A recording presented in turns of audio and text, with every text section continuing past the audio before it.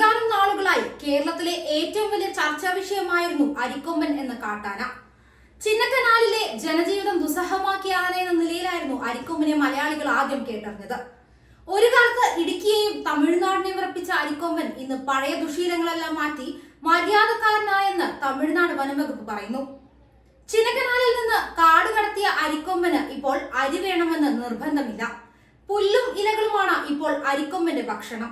Mundanthurai tiger reserve duty director Ilaiyaraaja സാമൂഹിക മാധ്യമത്തിൽ പങ്കുവച്ചതാണ് ഈ വിവരം. പ്രകൃതിദത്ത ഭക്ഷണങ്ങൾ കഴിച്ച് അരിക്കൊമ്പൻ ആരോഗ്യത്തോടെ കഴിയുന്നതായി അദ്ദേഹം കുറിച്ചിരുന്നു.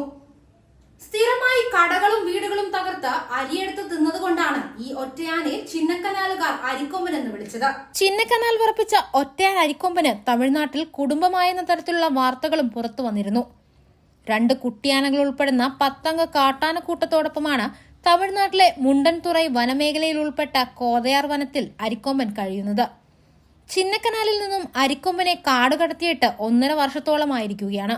ആനക്കൂട്ടത്തോട് ഇണങ്ങിയതിനാൽ അരിക്കൊമ്പനെ നിരീക്ഷിക്കാൻ ഏർപ്പെടുത്തിയ വാച്ചർമാരുടെ എണ്ണവും തമിഴ്നാട് വനംവകുപ്പ് കുറച്ചിരുന്നു. കേരളത്തിലും തമിഴ്നാട്ടിലുമായുള്ള അഗസ്ത്യാർകൂടത്തിലാണ് കോതയാർ വനമേഖല. എന്നാൽ ഇവിടെ നിന്ന് കേരളത്തിലെ വനമേഖലയിലേക്ക് ഇറങ്ങാനുള്ള സാധ്യത തമിഴ്നാട് വനംവകുപ്പ് ആദ്യം തള്ളിക്കളഞ്ഞിരുന്നില്ല. കൊല്ലം ജില്ലയിലെ തെന്മല ശെന്തുരണി വന്യമൃഗ സങ്കേതത്തിന്റെ അയൽക്കാരനാണ് അംബാസമുദ്രം ഫോറസ്റ്റ് റേഞ്ചിന് കീഴിലെ മുണ്ടൻതുറൈ കടുവ സങ്കേതം. തമിഴ്നാട്ടിലെ കന്യാകുമാരി, തിരുനെൽവേലി ജില്ലകളെ തെക്കൻ പശ്ചിമഘട്ടത്തിലാണ് മുണ്ടൻതുറൈ സങ്കേതം. 567 കിലോമീറ്റർ ദൈർഘ്യമുള്ള മുണ്ടൻതുറൈ വന്യജീവി സങ്കേതവും 251 കിലോമീറ്റർ വിസ്തൃതിയുള്ള കളക്കാട് വന്യജീവി സങ്കേതവും സംയോജിച്ച് 1988 മുണ്ടൻതുറൈ കടുവ സങ്കേതം ആരംഭിച്ചത്. രാജ്യത്തെ 17ാമത് ടൈഗർ റിസർവാണിത്. മേഖലയിൽ 14ഓളം നദികളും അരുവികളുമുണ്ട്. ഈ നദികളിൽ നിന്നാണ് തിരുനെൽവേലി, കന്യാകുമാരി ജില്ലകളിലേക്കും ഗ്രാമപ്രദേശങ്ങളിലേക്കും ശുദ്ധജലം എത്തിക്കുന്നത്. മുണ്ടൻതുറൈ കടുവ സങ്കേതത്തിൽ 37 ഉഭയജീവികളും 81 ഉരഗങ്ങളും 150 പ്രാദേശിക സസ്യങ്ങളും 33 മത്സ്യങ്ങളും 77 സസ്യനങ്ങളും 273 പക്ഷികളും ഉൾപ്പെടുന്നു. Third portion.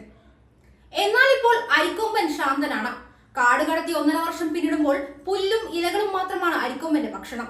2023 ഏപ്രിൽ 29 ചിന്നക്കനാലുകാരുടെ പേടി സ്വപ്നമായിരുന്ന അരിക്കൊമ്പനെ സിമന്റ് പാലത്തു നിന്നും മയക്കുവെടി വെച്ച് താപ്പാനകളുടെ സഹായത്തോടെ പിടികൂടിയത്. തുടർന്ന് ആദ്യം പെരിയാർ ടൈഗർ റിസർവിലേക്കും പിന്നീട് അവിടെ നിന്ന് തിരുനെൽവേലി മുണ്ടൻതുറൈ വന്യജീവി സങ്കേതത്തിലേക്കും മാറ്റുകയായിരുന്നു. ചിന്നക്കനാലിൽ നിന്നും മണിക്കൂറുകൾ നീണ്ട തീവ്ര ശ്രമങ്ങൾക്കൊടുവിലാണ് മിഷൻ അരിക്കൊമ്പൻ വിജയം കണ്ടത്. വനം വകുപ്പ് ഉദ്യോഗസ്ഥരുടെ നേതൃത്വത്തിൽ 4 കുങ്കിയാനകൾ ചേർന്ന് അരിക്കൊമ്പനെ ലോറിയിൽ കയറ്റുകയായിരുന്നു. 5 മയക്കുവെടി വെച്ചാണ് ആനയെ മയക്കിയത്. മയക്കുവെടി വെച്ചതിന് പിന്നാലെ അരിക്കൊമ്പന്റെ 4 കാലുകളിലും വടം കെട്ടിയിരുന്നു. പൂർണ്ണമായും മയങ്ങാത്തതിനാൽ വടം കെട്ടാനും ഏറെ സമയമെടുത്തു. കുങ്കിയാനകൾക്ക് നേരെ അരിക്കൊമ്പൻ പാഞ്ഞടുക്കുന്ന സാഹചര്യവും ഉണ്ടായിരുന്നു. അതിനിടെ പ്രദേശത്ത് കനത്ത പെയ്ത മഴയും രക്ഷാദൌത്യം ദുഷ്കരമാക്കി. എന്നാൽ മഴക്കിടയിലും കുങ്കിയാനകൾ ചേർന്ന് അരിക്കൊമ്പനെ ലോറിയിൽ കയറ്റുകയായിരുന്നു. നേരത്തെ JCB ഉൾപ്പെടെ എത്തിച്ച് സ്ഥലം നിരപ്പാക്കിയ ശേഷമാണ് അരിക്കൊമ്പന് സമീപത്തേക്ക് ലോറി എത്തിച്ചത്. പൂർണ്ണമായും മയങ്ങിയ ശേഷം അരിക്കൊമ്പന്റെ കണ്ണുകൾ മൂടിക്കെട്ടി. ശേഷം റേഡിയോ കോളർ അടക്കമുള്ളവ സ്ഥാപിച്ച ശേഷമാണ് ലോറിയിലേക്ക് കയറ്റിയത്.